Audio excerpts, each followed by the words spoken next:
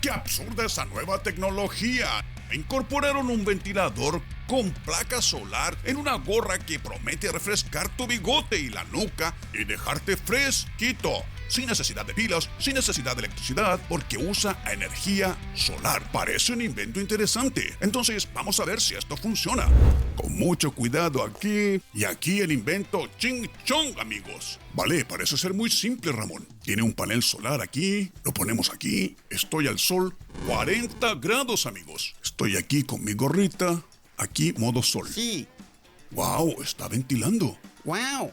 Un viento fuerte. Un viento muy bueno. Creo que lo bueno es en la nuca. Veamos ahora, modo viento fresco en la nuca.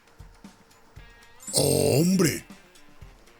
¡Wow! No imaginaba que sería tan bueno, Ramón. Fue testeada y aprobada.